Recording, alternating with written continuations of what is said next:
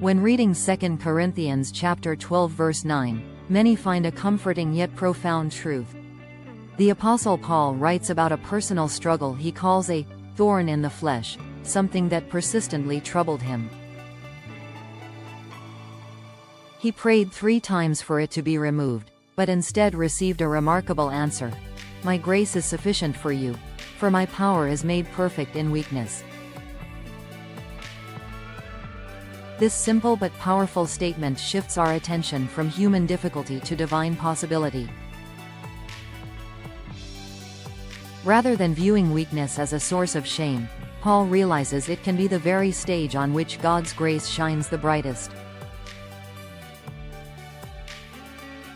The verse tells us that God's favor does not depend on our own strength.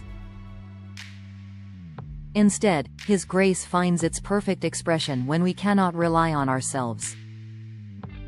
In this context, Paul's words reflect both humility and awe. He does not deny his struggle, he openly acknowledges it. Yet he discovers that the true measure of fulfillment lies in God's readiness to fill every gap we cannot fill ourselves. The idea is not about celebrating pain or failure. It is about recognizing that our limitations can highlight the fullness of God's power. This perspective was also a timely teaching for the Corinthian church. They were dealing with conflicts, debates about leadership, and questions surrounding who should be recognized as truly spiritual. Through Paul's testimony, they learned that God's grace stands above human pride and accomplishments.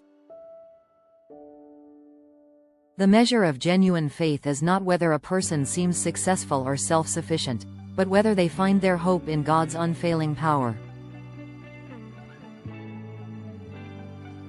In 2 Corinthians chapter 12 verse 9, the phrase, "My grace is sufficient for you," shows that God's help is enough, no matter how big our burden might feel. It is a bold reminder that divine strength can touch any place where we feel powerless. Paul came to see that the moments he felt most fragile were the very moments God could demonstrate His greatness in ways that surpassed human ability. Ultimately, this verse underscores the idea that our fragility does not disqualify us from experiencing God's work.